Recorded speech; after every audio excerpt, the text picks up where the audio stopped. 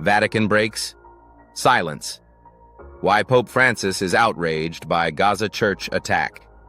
The Vatican has significantly intensified its criticism of Israel following a fatal Israeli military strike on the sole Catholic church in Gaza. This attack tragically killed 3 civilians and injured several others, including the parish priest. The incident has led to a rare and direct condemnation from Pope Francis and other senior Catholic officials, signaling a notable departure from the Vatican's typically neutral diplomatic position.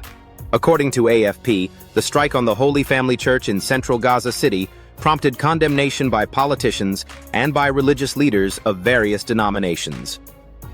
Pope Francis, speaking on Sunday after the Angelus at Castel Gandolfo, identified the victims: Saad Isa Kostandi Salameh, Faumia Isa Latif Ayad, and Najwa Ibrahim Latif Abu Daoud, and expressed his profound sorrow, stating he was close to their families.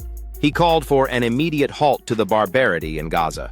The Vatican's concern extends beyond humanitarian issues. It is deeply spiritual. The attack occurred on what the Vatican considers sacred ground. According to François Mabille of France's Geopolitical Observatory of Religion, the strike has caused at least a temporary shift in Catholic opinion in general, fueled by outrage that Christian places of refuge and worship have become targets.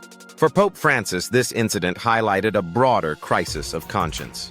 He stated, "This is just one of the continuous military attacks against the civilian population and places of worship in Gaza." He also warned that such violence violates the principles of humanitarian law, urging the international community to uphold the obligation to protect civilians, as well as the prohibition against collective punishment, indiscriminate use of force, and forced displacement of the population. On Friday, Israeli Prime Minister Benjamin Netanyahu personally called Pope Francis to express deep regret over what his office described as a stray missile, promising an investigation.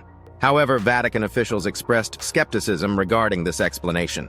Cardinal Pietro Parolin, the Vatican's Secretary of State, stated in an interview with Rai 2 that Israel must publicize the findings of its investigation to find out if it really was an error, which we can legitimately doubt, or if there was a will to directly attack a Christian church. The Vatican's resolve was further demonstrated by Cardinal Pierbattista Pizzaballa, the Latin Patriarch of Jerusalem, who personally visited Gaza on Friday to celebrate Mass and attend to the wounded. He told Corriere della Sera, "We are not a target. They say it was a mistake, even if everyone here does not believe that is the case." Pope Francis's message transcended mere condemnation, reaching out to the wider Christian community. In a message to Christians in the Middle East, he said, "You are in the heart of the Pope and of the whole Church. Thank you for your witness of faith." In a follow-up to the church strike, Pope Francis spoke with journalists after celebrating Mass in Albano. He emphasized the world must pray for peace and try to convince all parties to come to the table, to dialogue, and to lay down their weapons. He added, "The world can't take it anymore. There is so much conflict, so many wars." During his phone call with Netanyahu, Pope Francis stressed the critical need to protect sacred places of all religions and implored both sides to respect people and sacred places and try to leave behind all the violence and the hatred. Some Catholic leaders have voiced even stronger criticism.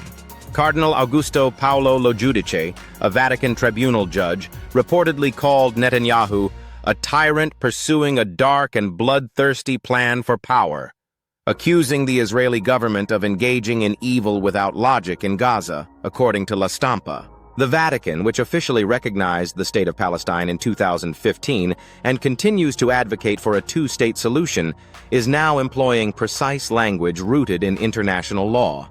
As Mabille observed, Pope Francis's recent comments identified 4 violations of humanitarian law by Israel: collective punishment, indiscriminate use of force, forced displacement, and attacks on civilians and sacred spaces. The consequences of this shift in Vatican rhetoric could be profound. As Pope Francis concluded in his Sunday address, "We insisted on the need to protect the sacred places of all religions, and to respect people and sacred places and try to leave behind all the violence and the hatred." For the Catholic Church, the strike on the Holy Family Church may mark a turning point, not just in diplomatic tone, but in the global moral reckoning over the Gaza war.